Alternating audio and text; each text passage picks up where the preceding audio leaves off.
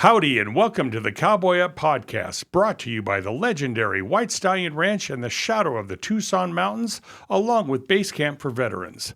In the West, Cowboy Up is more than a saying. It's a way of life defined by grit, hard work, and self-reliance.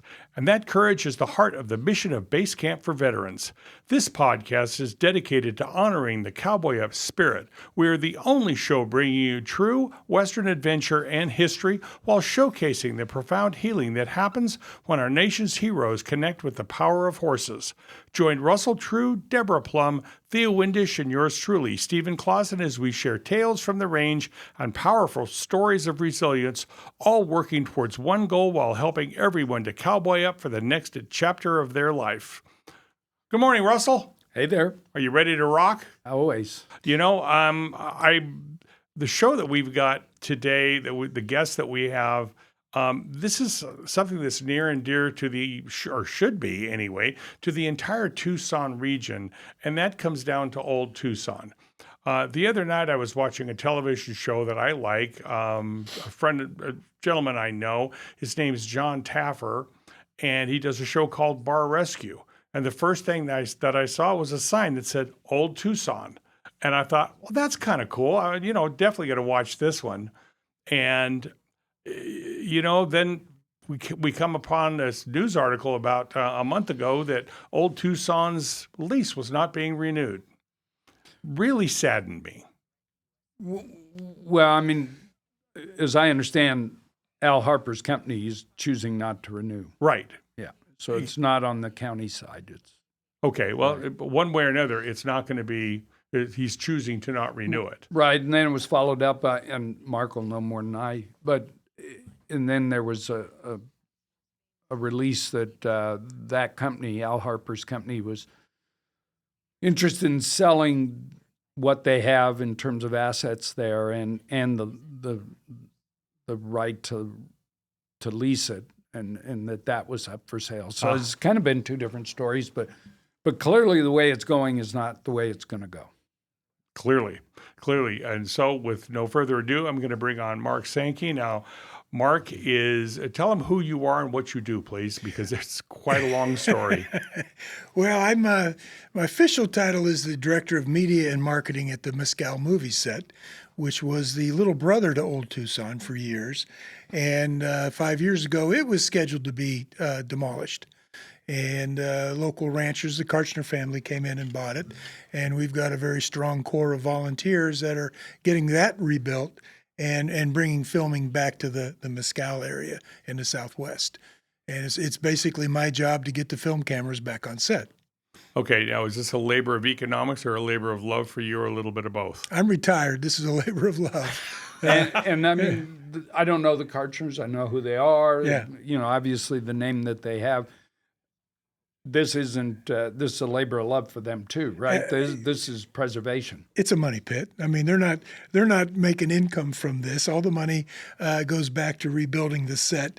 They bought this in one meeting. I mean, they didn't have a business plan spelled out. You were talking earlier about a little napkin plan. They didn't even have that. They heard it was going to get demolished. They stepped in and took over the lease, and then tried to figure out, well, what are we going to do with it? And they opted to keep it a film set and put a call out for volunteers to help rebuild it. And 5.5 years later, we're still building and we're having some success. And the lease is with what entity? The state. The state land, and the Karchners own the buildings. Right. But they have a film lease. Right. For the property. So where Old Tucson's on Pima County property and that lease is with the county, but yet they were managed in conjunction. Well, Old Tucson had the lease. They had the film lease. They had the lease. Right. And so when the Diamond Ventures lease ended and they pulled, then that was what precipitated the risk. Right, because according to the state lease, if you're no longer actively filming, you had to return it to its natural state. Got it. To the desert. Right. So. And that's when the Karchner stepped in. Interesting. And Mescal was built for which movie? Mescal was built for a movie called Monte Walsh, not the one with Tom Selleck, but the original with Lee Marvin and Jack Palance back in 1970.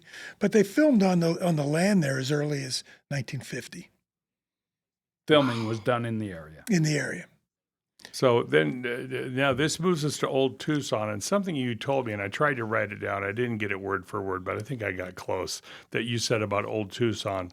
You said Old Tucson is not simply a relic of the past; it's a valuable part of Tucson's cultural identity, tourism economy, and film legacy, and it still has an important role to play in the evolving entertainment industry. Talk about that, would you please? Because I think you both agree. Yeah, I think when you talk to old-time Tucson residents and people that grew up here through the years, they all have fond memories of going to Old Tucson and maybe going to hot set days to watch Little House on the Prairie film, or just to go to see the gunfights and the can-can shows and that type of thing. And so there's a lot of fond memories for the local people. But at the same time, it was the second largest attraction in the state of Arizona for a time period, behind the Grand Canyon. Really? In the heydays of the 60s and 70s, when there was so much Western filming going on, everybody, all the tourists wanted to come in, and they wanted to walk through the streets where John Wayne filmed, and where a lot of the classic Westerns were filmed. So it was a very integral part of our tourism industry, and really put Arizona on the map. Well, I'm one of those longtime residents. When I was a little kid, generally, I would say if you talk to anybody, what are the must-sees in Tucson? They were neighbors. They were Desert Museum and Old Tucson, Sure. and it was always Desert Museum and Old Tucson. Absolutely. And there were some museums, and obviously no biosphere and none of the other pretty must-see things like the Titan Missile Museum and the Air and Space and all these things that we have. It was Desert Museum Old Tucson, and I loved it as a kid. Now, my parents, who were very frugal people based on their personal histories and their business, dude ranching, they bitched and moaned every time we went to Old Tucson because it was so expensive. And so I really had to do some convincing, but I loved it. Yeah. And I do have great fond memories of it. But that's nostalgia, and that's going to fade as people like me age out. But I think your statement was really well said and really hitting the mark. It really has an important role. And, we can sit here and say, well, this is a movie set. Well, it's a movie set that's, what is it? How old is it? Since It was 39. 1939. So, we're coming up to, we're not that far from 100 years old, if you think about it. And they've actually been filming in the Tucson Mountains since 1909. Is that right? Yeah, the 1909, 1910, 11, 12, there were quite a few silent movies filmed here as they kept moving west to eventually end up in Hollywood. Well, I know they filmed some silents at our ranch in Sassabee, Rancho de los. A lot of them are lost movies, The Son of His Father, a couple of Tom Mix movies. The first movie shot at our White Stallion was the one that the movie Arizona that Old Tucson was built to be the set for. And it was, as I understand, based on drawings and some early photos of Tucson. It was pretty much a reproduction of Tucson. I was told that they actually wanted to film in downtown Tucson, but when they got there in 1939, they were surprised there were cars and electric wires and thing. Everybody That's thought funny. Arizona was still back in the 1860s, I guess, or 1880s, and so that was supposed to be a big budget film and a very big year for filming. 1939, and you had Stagecoach with John Wayne, and you had The Wizard of Oz, and you had the what was the one that was down south with I forget. I went brain dead. Excuse me. But anyway, Arizona was supposed to be one of those big colorized productions and such. And then the onset of the World War II, and Germany started attacking other European countries, and the productions decided to cut back on that, but they still made the movie. But they came in and they built that set. And they brought in the local labor and natives to build all that adobe. I know, And make it realistic. incredible. And a lot of that's still there. It's realistic. Very realistic. And I know if you are looking for true Western production values, you want the saguaro cactus in the background. I always get a kick out of when you watch a Western that's filmed in a backlot of Hollywood or California, and they have those fake saguaros standing there. Yeah. And anybody that's been here for more than 2 weeks can point that's not it. Some of them aren't very good So, reproductions. As a rule of thumb, if you see a real saguaro, chances are it was at Old Tucson. Yeah, exactly. Or at least somewhere in the area, or in the Tucson right? Mountains. Yeah, or in yeah. the area. And, shot a lot at our place, and because of its proximity to Old Tucson, and so they could get some different backdrops, and well, I mean, Al Harper's been a guest on our podcast, and he's legendary. He's literally a legendary figure who's done amazing things at the Durango and Silverton Railroad, and so my immediate reaction when I heard they weren't renewing is maybe this is an unwinnable battle. Some really high-level talent are pulling out. What do you think? I think it is a tough battle. I think it's a tough combination to be both a movie set and a theme park. And quite frankly, there's a lot more money to be in a theme park than a movie set. I don't think anybody's going to get rich owning a Western movie set today and such. So it's a matter of being able to balance that two together. Also with the fact that there's not as many Westerns made today. It's not as popular as when we were growing up, where 25 or 30% of the movies in the 60s were Westerns. Now it's less than 1%. Of course, there's a lot more movies being made, so Westerns are still getting made. So being able to balance that out and to put together a first-class attraction that maintains the number of actors that can do the stunts and all the shows, and to have the food and the gift shops and that type of thing is an incredible amount of overhead. So the task of getting enough people to walk through those doors is difficult. And I think the next company that comes in has to look at, possibly what is popular. And back in the day, they did a lot of rodeos there. And the College World Series of rodeos were there. Nice. Rodeos are becoming popular again. Yeah, my brother was in multiple rodeos there. Yeah, and then concerts and such is another venue. So I think somebody needs to step back and maybe just take another look at this and really look at what's popular today and what draws people in today. Do you, because you're in the movie business, movie set business, yeah. That's what you do. And, I talk to a lot of people, either who are shooting little productions at our place or this or that.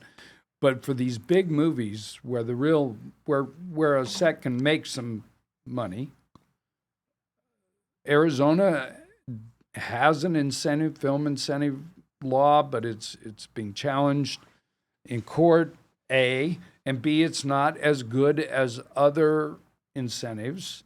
And then C, because we don't have that, and so much has gone to New Mexico, and so much has gone to Georgia and Canada and other odd places, there isn't the infrastructure. There's Monsoon Productions and their pros, and there's people out there still fighting the battles, but it's hard to have huge infrastructure when there's so few productions. It's scattered all across the country now. I mean, you've got, you mentioned New Mexico, but Texas is getting aggressive. Utah is getting aggressive. Yeah, Utah. Georgia has always been. Louisiana. And a lot of those states have very aggressive incentive programs. Right. Much more aggressive than ours, where they may get 35% back when we're at 15 to 20. Now, I argue with them as compared to New Mexico, and nothing against New Mexico, but they've had their incentive for so long and it's so high, it raised the rates of filming there. Hotels are more expensive, food's more expensive, you want to rent a car, the film productions pay more. So if they really look at their bottom line, even though we're at 15 to 20, it's cheaper to come here. And there's been a lot of talk with Film Tucson and people in the industry, and with a lot of improvements we made at our set, is not to drive up the cost. To keep it competitive so that we can, as they get down and look at their accounting sheets, okay, maybe that incentive's more attractive, but geez, it's still going to be cheaper to come to Arizona. And that's what we push on the productions, is don't get swayed by that 35 compared to 20. Okay. Now, I've heard Taylor Sheridan interviewed on multiple occasions, and he's using, when it comes to some of these Westerns, he's not using these 20 and 30-year-old actors. He's using older cowboys, the Billy Bob Thorntons, a couple of people that you know the names. Is the availability of cowboys and people who know how to cowboy impacting Western film production? I started out that every actor says they know how to ride. Right. And 98% of them really don't. But Arizona still has wranglers, cowboys. When I talk to productions and they talk about cattle, horses, and cowboys, I say that's the least of my problems. I mean, you want a horse. Karchners are horse breeders, but Jesse Bell, who's been running the horses at Old Tucson for years, and his father before him and such, and his I don't know how many sons he has, but a lot of he's times got a bunch of kids. He's got a bunch of kids, Oh, yeah. and they're all cowboys, and there's plenty of ranches still active in the area that we can pull real horsemen. Well, and you take, horsewomen from. Yeah, that's not an issue. Jesse Bell alone, he both has the experience, the horses, the equipment, the family, that's just one example. I mean, and there's cowboy work is poorly paid. Cowboy movie work is comparatively well paid. And they'll jump right in there. I mean, kid I grew up with who's, now just a couple years younger than me, he had a SAG card and was in every production and, everything that came through in the Bell family. And I mean, that's not an issue. It's the other infrastructure and it's this incentive. I think it's good to hear that you've analyzed that because of the incentives and I know that New Mexico, they do have the infrastructure, all the people, but there's so much filming there. I know their rates have gone up. They've gone up, and it's slowed down. Because they can. It's slowed down, and there's been a few people that have come back here. They're starting to come back here because they got their start here in their careers. Now they're a little bit older, and they're actually drifting back and coming back. A friend of ours, actor, literally an actor, makes a living doing it. He was heading over there and just decided not to, stayed in Arizona. Yeah. But it's still, so one of the things that I hear is that when the soundstage burned in Old Tucson, in that fire, 40% of Old Tucson was gone. And of course, the big argument by all the fans of Old Tucson is they didn't rebuild it as it was and destroyed the soul or the heart, whatever. But and I get that. I'm not dismissing it. But what about the soundstage? Is there a role or need for soundstages in Arizona to make the whole circle round? Absolutely. We don't have a soundstage that qualifies for the incentive in Southern Arizona. And in the Not one? Not one. It has to be 10,000 square feet, basically. And we don't have anything that big down here. And there's not much up in Phoenix either. But the reason, and Senator Dave Gallen was really the backbone behind this incentive. And the way it was written this way was try to entice people to come in and invest and build film incentives. To build sound stages and such in the area. And there's all sorts of, I haven't heard it lately, there was tons of chatter. Oh, yeah. Well, there has been, but then COVID hit. About the same time that the film incentive came out, right after COVID, the writers went on strike, and then the actors went on strike. That really devastated. That really kind of devastated the industry. Mm-hmm. I just read recently in Variety magazine that before COVID and before all the strikes, that the occupancy rate of the sound stages in California was 98%. And since then, it's down to about 60. So in my eyes, if you are looking at investing in such, why would you invest and build if you're only at 60% capacity? If you're at 98%, it makes sense. If you're at 60%, why do it? So I think it's essential to come in and do, and with AI and green screens and backgrounds and everything they can do with computers today, a soundstage enables that to happen a lot easier that they can use, and they can do a lot of their post-production work and such then. Well, from what I know of movie history in southern Arizona, I think there's an inextricable link between Mescal, Old Tucson, and White Stallion. I think they're all linked pretty much at the hip, don't you? Oh, absolutely. And you know, and people sometimes when they talk to me, they talk as if Old Tucson is a competitor of mine, or Gammons Gulch down in Benson, and we're really not. We don't see each other as competitors. And Tony and I are friendly together at Old Tucson, and we share information because 40% of the feature films at Mescal also filmed at Old Tucson. So most of these movies, they want second and third locations. And so we really do work closely together in cross-promoting. Old Tucson has a better church than I have, and so on and so forth. So if they're looking for a particular thing that I don't have, or it doesn't quite fit the bill, we have no problem in saying, go talk to Tony at Old Tucson. Mm-hmm. And I know White Stallion is no stranger And to having same thing. cameras around. Absolutely. And it's just, you look at it, it's just like they just feed each other, and this is the place everybody wants to be. And in the environment we have to have as a people that are involved with the film is to make Southern Arizona a film-friendly place. I don't just sell Mescal. Okay, I sell all of Southern Arizona, and we communicate with Film Tucson and such, and really try to get the word out. Let them know about all the different locations that What are you looking for on this film? What type of locations are you looking for? Water? Are you looking for mines? What is it that you need, and so that we can make that transition as smooth as possible. And getting them to come into Southern Arizona. And when you go to the Tucson Wagon Museum, they're talking about everybody, and it's really an important thing. Exactly. In the economics of Tucson and in the preservation of what it is we're talking about. Movie sets, the film history. A lot of these kids now may not know who John Wayne is, but a lot of them do. Yeah. A lot of them do. A lot of those, they are fading. Is this a good time for a break? Well, I think we can go to a break now, and then we'll be back in 2 minutes. Great. Good deal. The True family welcomes you to the ranch that has been their home for over 55 years.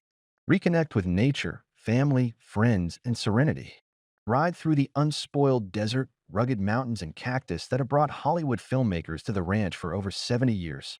Recognized nationally for excellence in service and value. Our ranch adventure vacations offer lodging, amenities, daily meals, and a vast array of ranch activities. Come visit White Stallion Ranch today for the adventure of your lifetime.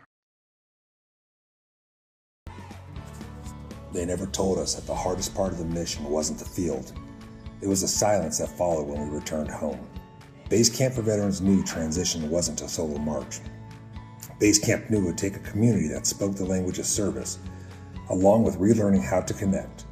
Basecamp provides the grit, the gear, the direction, and the brotherhood to help warriors find their new North Star. But they can't hold the line alone. Your financial support provides more than just resources. Your support provides a way back. We're asking you to cowboy up for those who gave everything. Visit bcampinc.com today. Stand with veterans so no veteran has to stand alone. That's bcampinc.com.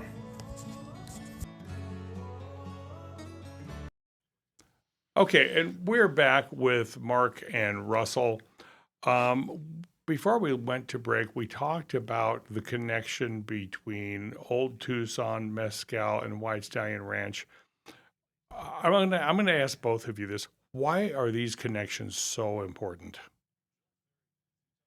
They all represent our heritage. They all represent historic Tucson and the historic West. And I think, not to step on toes or get anybody mad at me, I think Phoenix lost that. It's got too big so fast. And I think Tucson has done a better job at preserving its heritage, Old West heritage. And a lot of that is because of White Stallion and Old Tucson and the Wagon Museum and that type of thing. And for our tourism base, the people that want to come and visit and experience the Southwest or the Old West, we still have that. And tourism in Arizona is a $30 billion industry. And a lot of people come in here because they want to relate back to the cowboys and the Old West, and go visit Tombstone and walk where John Wayne walked and that type of thing. And if we lose that, I think it's going to have a big effect on tourism. What are your thoughts, Russell? Well, I think Tucson's got a lot of problems, but that's not what we're here to talk about. If you're a resident, there's some stuff going that's not optimum. From a tourist perspective, I think Tucson is an absolute, mostly hidden star. And of course, I personally enjoy the Dude Ranch heritage of it.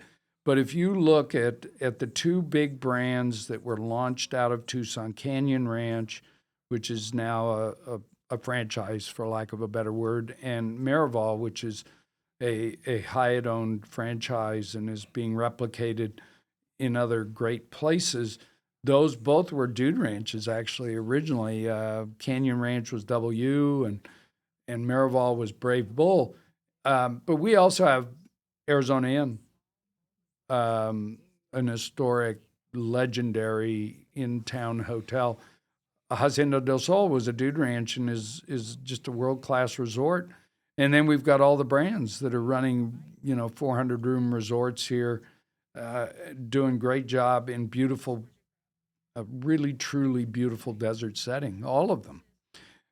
So tourism is alive and well in Tucson, but we're not recognized. People still see Phoenix, Scottsdale, for some good reasons, as being the tourism star.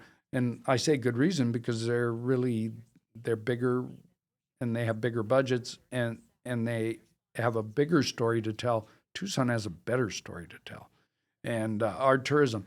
But we need to keep places like Old Tucson and Mescal. Mescal is important for bringing Westerns in, or movies in. It can be other movies, but Old Tucson also is as a source of entertainment for people. Mark, do you know, I've seen, my wife showed me this guy, Save Old Tucson or something. There's some folks that are trying to lead a GoFundMe. Do you know anything about what this effort is? I know nothing. A little bit. In fact, I met with him last week, just Okay. briefly and such. And it's some local people that have a passion, that Right. know the value of what we're talking about, Right. that have experience in working there in the past and such, and are basically leading the charge to get local people involved into saving it and trying to rebuild it to better represent what it maybe meant in the past. Do they say they have a plan? Do they have a plan? I think they do. I mean, I'm not privy to their plan and such. Okay. I'm not questioning it. Yeah. It's an honest question. And the conversations that I brought up earlier about the rodeos and concerts, and that's things that they've talked about and such. And but I think, and I'm no expert on this, but I think going through the county, it's going to go after bid and have presentations and that type of thing. So I don't, it'd be nice to have a local group take it over that has experienced Agreed. what it has been in the past. But I think at the same time, you're going to have some pretty deep pockets to maintain the infrastructure and to a lot of employees and that type of thing. I think it has to be reimagined. Yeah. One of Ronald Reagan's quotes, I think, is, I might get this wrong, the worst 9 words in the English language is, I'm here from the government and I'm here to help. But I'm going to contradict that, even though I believe it is a life philosophy. I get to talk to people who have significant interaction with Pima County. Jan Lesher, sadly, is retiring, but all of her infrastructure, the people who are really leading that county around her, and just everybody who's interacting with the county has nothing but good to say. They talk about how pro-county they are, how willing, they understand government's role, they understand private enterprise's role. So I'm optimistic that the right plan has a chance. I think a lot of jurisdictions, you take a good plan to them, they wouldn't know it if they saw it. Yeah. But that isn't what's happening in the county right now. And they went through this 5 years ago. So you got some experience there. They've had to Well, go I through mean, this they had before. an all-star come in, so something's got to change. Something's got to be different. I don't know what it is. Yeah. I don't have a plan. Now, movies today are not filmed and done and structured the way they were 10 years ago. You don't have these, in most cases, $70 million productions. You sometimes have $1.5 million production that doesn't even go to a theater, right?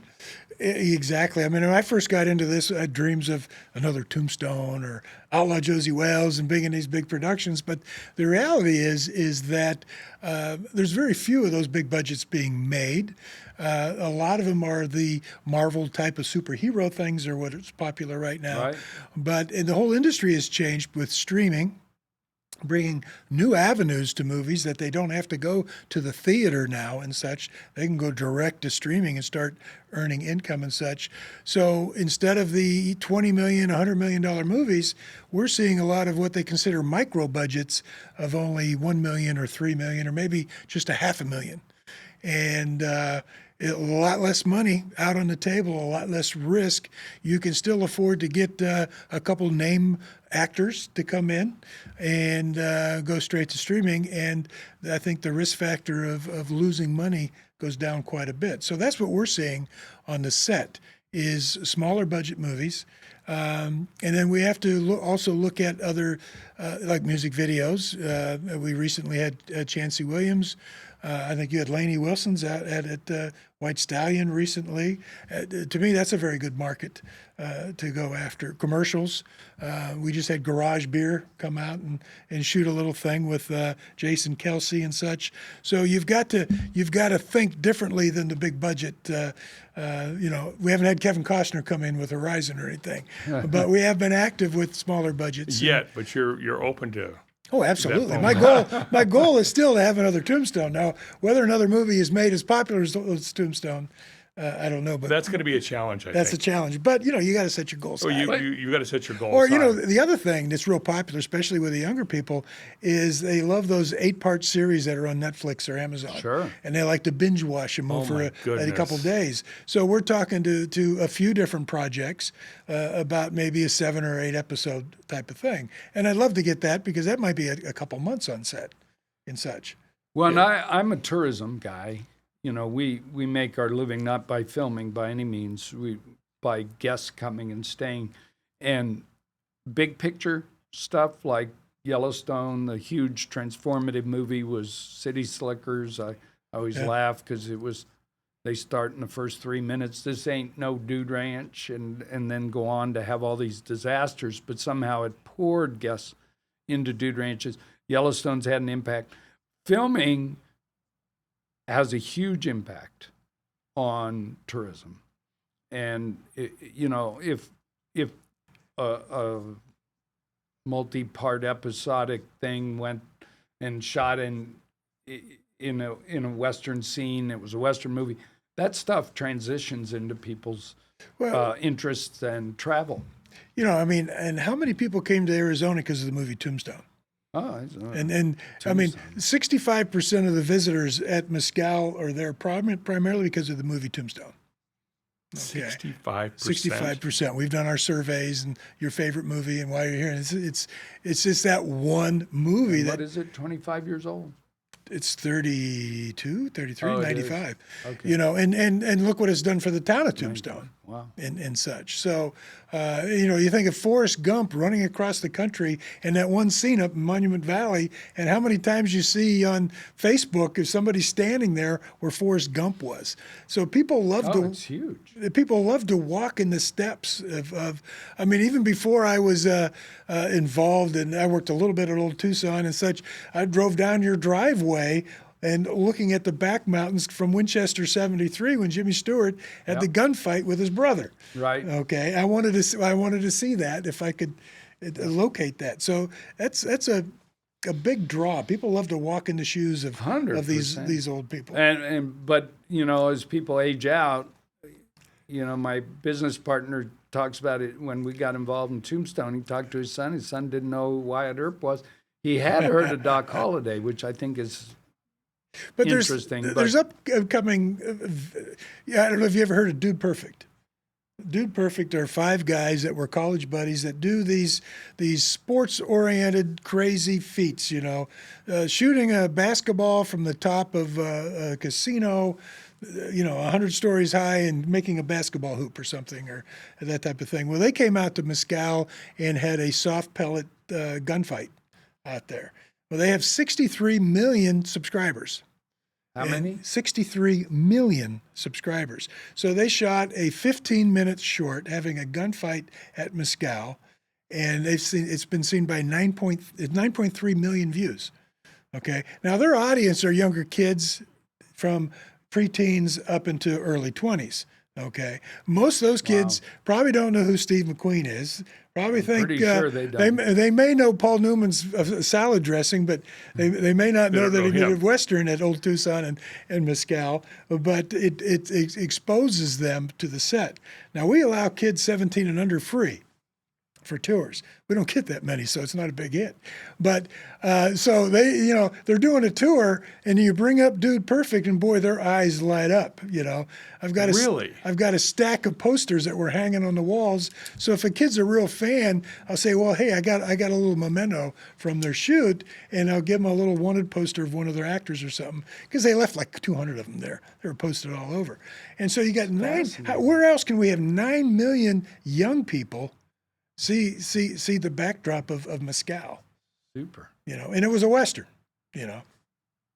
Right. But remarkable. Absolutely. Talk about your tours.